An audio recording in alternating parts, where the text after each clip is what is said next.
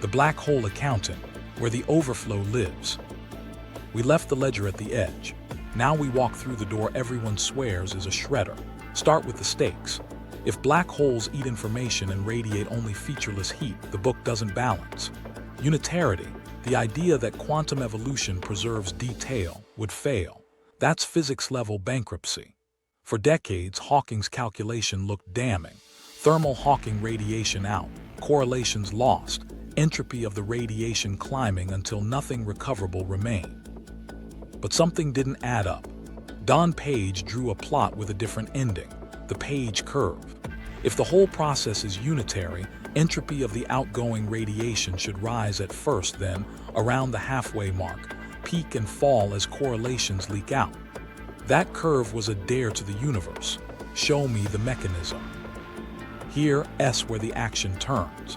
Semi-classical gravity met quantum extremal surfaces.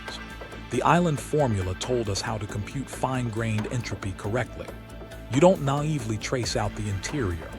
You draw a boundary, the quantum extremal surface, whose area plus the entanglement of fields in a certain union of regions gives the generalized entropy of the radiation. And then after the Page time, something wild happens. The optimal region that counts includes an island inside the black hole. The interior gets assigned to the radiation's description. Entropy bends down.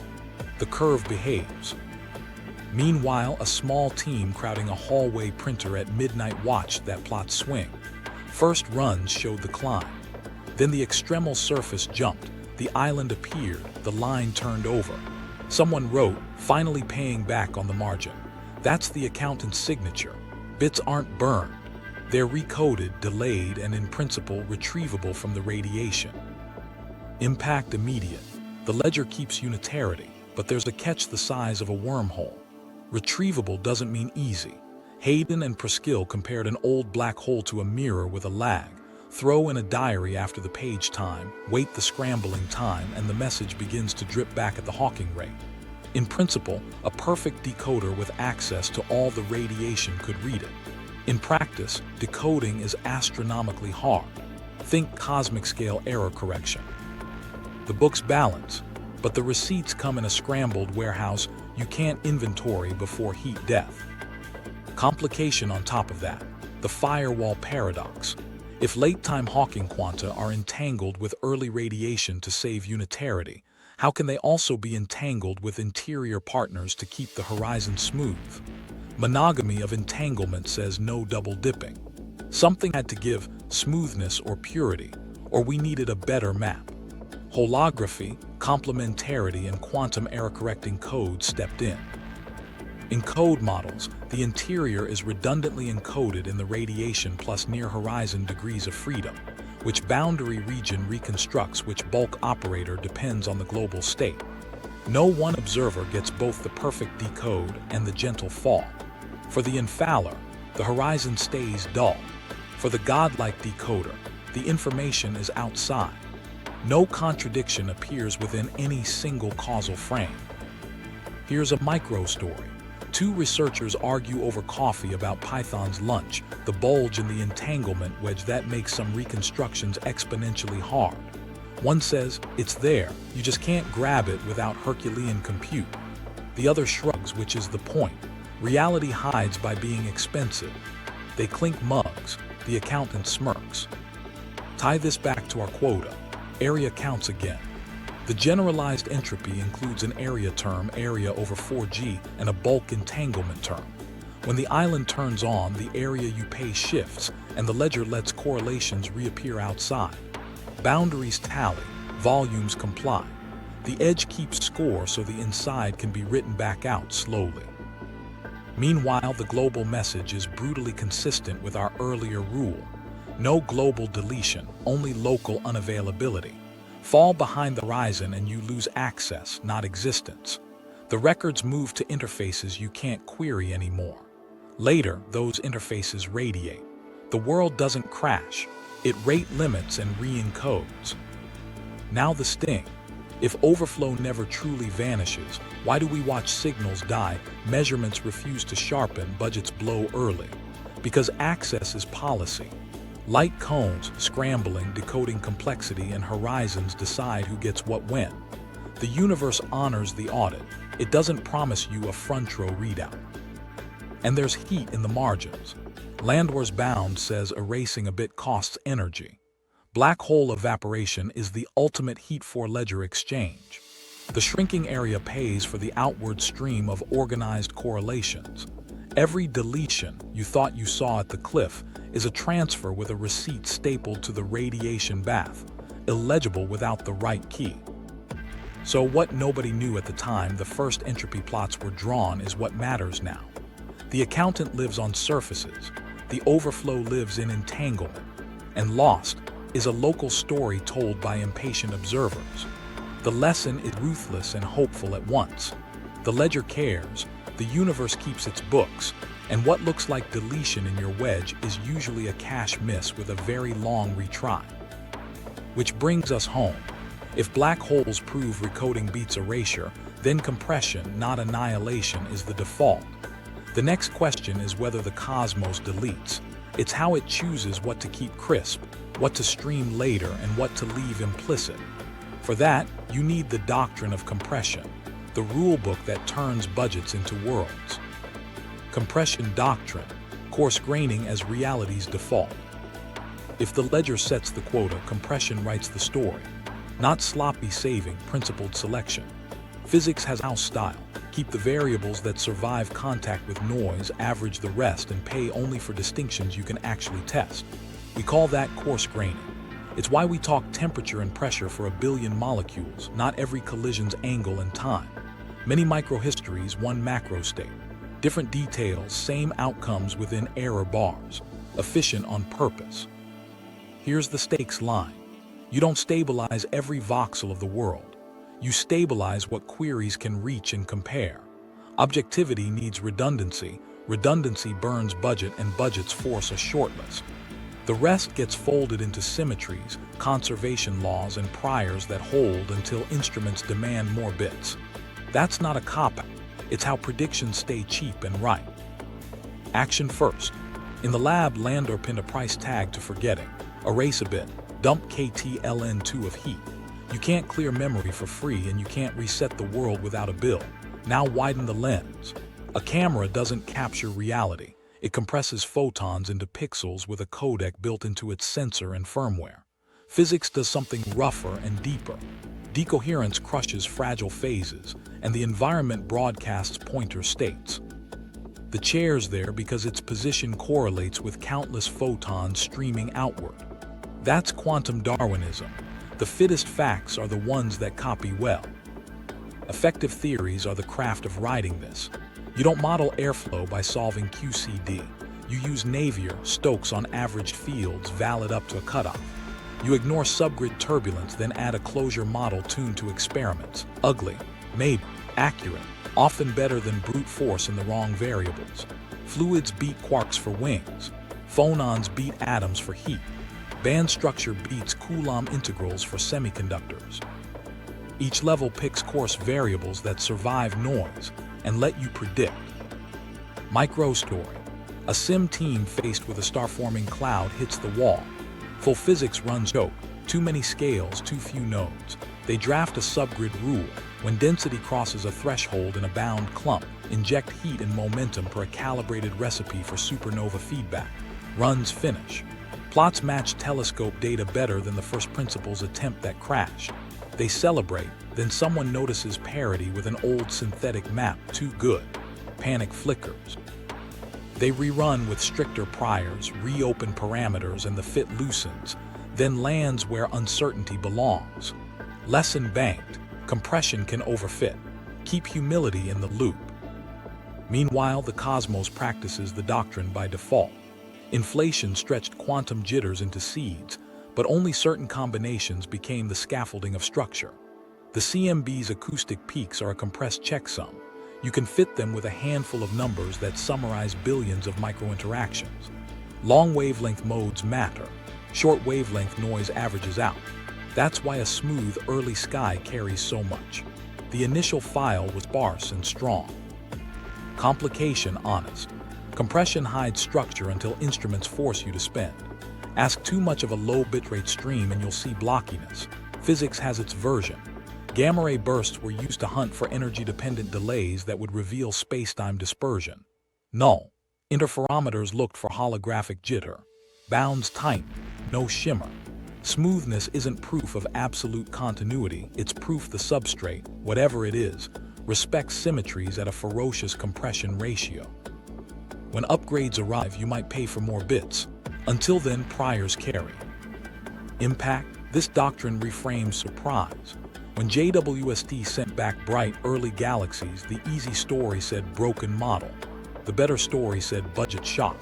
Our compression had underpriced early star formation efficiency, dust, emission lines, lensing bias. Spectra shaved some masses, others stayed heavy but not impossible. The fix wasn't mystical. We spent more bits where the data demanded them, adjusted feedback, IMF assumptions, selection functions. The cosmos didn't break rules. Our codec needed a patch. Here's a human moment. A student in a deception lab cuts a 30-second conspiracy short, then makes the debunk. It takes 4 hours to explain what took 15 seconds to mislead. They present both. The class feels the cost asymmetry in their bones. That's the same economics the universe leans on. It's cheap to assert a micro-detail. It's expensive to stabilize it. So the world publishes redundancy only for facts that leverage many users. Claims without propagation stay private amplitudes. Tie back to the ledger. Within a finite wedge, stabilization is a resource allocation problem. Lightspeed latency gates synchronization. Horizon area caps distinctness. Decoherence and Darwinism pick bases that travel. Effective theories sit on top, translating coarse modes into laws. The result is a world that feels crisp at the scales we share and soft at the edges we don't. One last micro story. A radio team waits 3 years to catch a nanohertz gravitational whisper in pulsar ticks. When the common spectrum hint strengthens, they don't claim a discovery. They add stations, extend baselines, beat down systematics. Resolution improves because redundancy grows. That's compression in reverse. Spend bandwidth to earn bits. So when something refuses to resolve, signals fade, edges blur, the doctrine offers the sober answer. It's not a crash, it's the codec. You'll get more when you can pay for it. More witnesses, longer baselines, hotter instruments, tighter priors. Until then, reality serves the macro that many can read and caches the micro where it belongs, elsewhere, waiting for demand to justify the cost. JWST's early light, the too soon galaxy problem. Then JWST opened its eye, and the clock we trusted started running fast. Within months, photometry flagged bright, compact candidates at redshifts we used to file under probably noise. Names followed. GNZ11 confirmed anew, then JADES GSZ140, and cousins at Z-1214, galaxies shining just a few 100 million years after the bang, some apparently far brighter than conservative models guessed they could be. Stakes snapped into focus. Either the universe front-loaded complexity, or our compression scheme underpriced the opening moves. Action first, no spin. Early deep fields delivered tight photometric redshifts, teams rushed spectra. A subset slid down the scale after clean lines revealed interlopers, dust, or boosted flux from nebular emission lying in filter gaps. Others held. Where spectra locked, masses shaved, but several remained hefty, still too luminous to wave away. Surface brightness dimming should have buried them. Lensing could have helped, so people built maps and measured shear. Some were magnified, some weren't. A few looked large in angular size, not point-like glitches. Meanwhile, oxygen appeared in one ultra-distant spectrum, metal already in the mix, implying prior rounds of stars. Micro story. A postdoc pours cheap Merlot into paper cups in a windowless room and pushes print. If this break holds, I owe you a bottle that isn't tragic, she says. The line is clean. The break is where early hydrogen should be. Mass ticks down after a new SED fit, still high. They laugh, then stare at the plot. The toy universe they love just got a more expensive opening chapter. Impact lands across 3 levers. First, star formation efficiency in dense, pristine halos can run hotter than our late-time priors. Cold flows feed early gas. Cooling pathways through molecular hydrogen and metal pore lines quicken collapse, fragmentation shifts. Second, the initial mass function might tilt top-heavy at dawn. More massive, short-lived stars front-load light, seed metals, and bias photometry. Third, feedback timing matters. If the first bursts blow out less than assumed, or if outflows stall in deep potentials, gas turns into stars before winds quench the party. Add selection. We see the luminous tail because that's what we can see. Complication refuses to leave. Surface brightness dimming scales like 1 plus Z4. Clumps, tides, and chaos should dominate morphologies. Yet JWST's resolution shows both. Disorder in many, surprising order in some. An ultramassive red spiral candidate at Z-5 reminds you that disks can settle early under the right streams. At higher Z, most systems stay messy, consistent with youth. Lensing mimics can masquerade as structure. Teams vet arcs, double sources, and chance alignments. Some claims wobble and fall. Others harden under deeper exposures and cross-instrument checks. Meanwhile, simulators sweat politely. Lambdictum isn't dead. It's a scaffolding tied to the cosmic microwave background's acoustic peaks, bow scales, lensing statistics. You don't junk that because a few points defy priors. You upgrade the subgrid rules, radiation hydrodynamics, clumpy media, pop III to pop II transitions, bursty star formation. You widen the parameter priors, sigma 8, small-scale power tilt within bounds, to test whether slightly warmer seeds ease timelines. You fold in nebular line boosting in photometry fits. You propagate lens models, not assume them. The budget balances when you spend honestly. Here's a different micro story, a lensing map on a tired laptop. A graduate student overlays critical curves on a deep field. One impossible object sits on the caustic, magnified by a factor of several. Another sits in blank sky.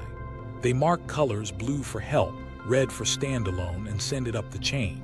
The red points are the ones that force physics, not just pipelines. Tease of a specter enters anyway. Papers float alternatives, altered early power, exotic cooling, even dark stars powered by dark matter heating that could glow without fusion and inflate the early light budget.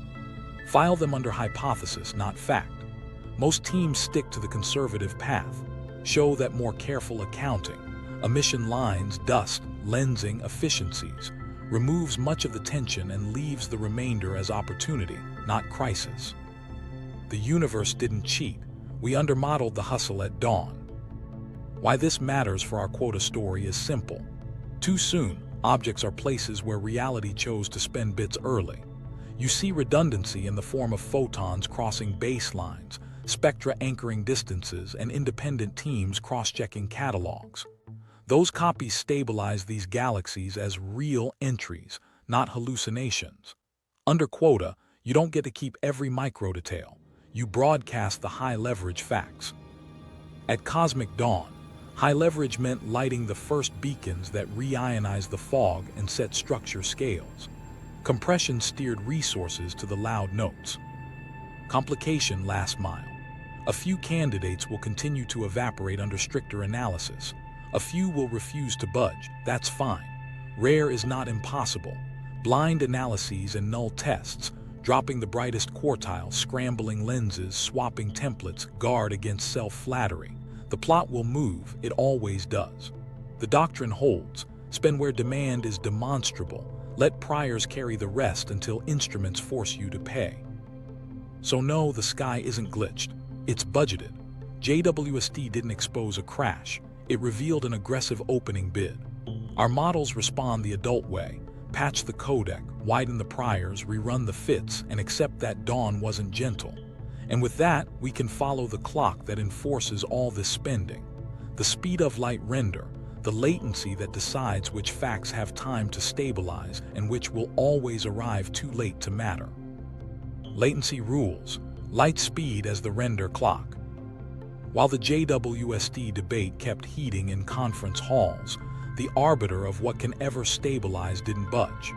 The speed of light isn't a number, it's a schedule. It sets the render clock for every fact that hopes to become objective. If signals can't make the round trip, nothing gets confirmed, nothing gets copied, and nothing earns a place in your ledger. Start local. Draw your light cone. The backward cone holds everything that could have touched you.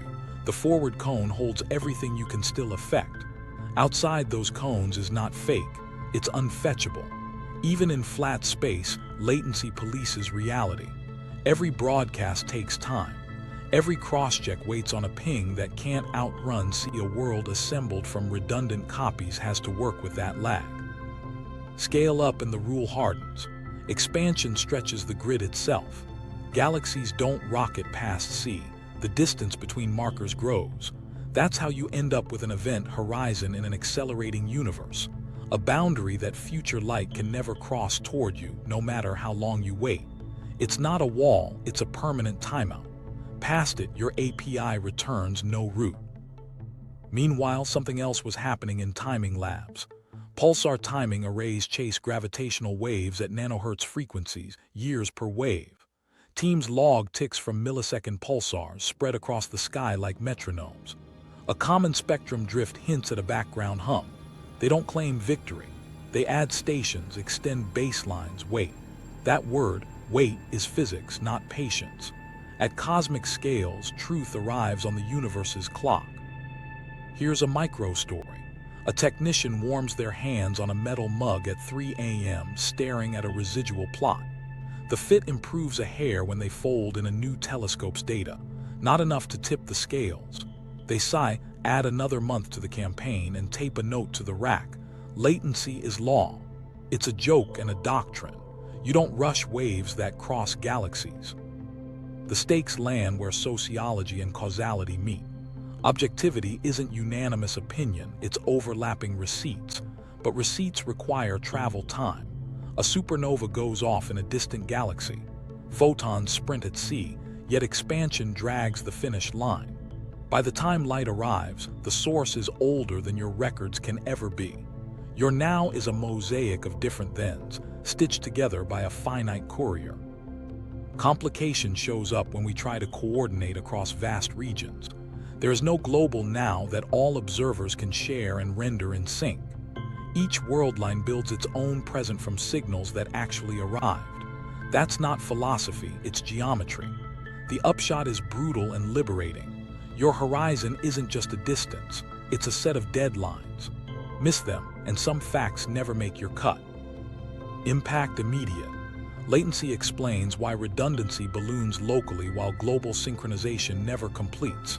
Cities of matter, a cluster, a filament, become crisp where signals can loop, bounce, and cross-check in reasonable time. Out toward the edge of your patch, copies thin, verification lags, and priors start carrying more weight. That isn't a conspiracy to hide detail. It's a bandwidth budget enforced by C.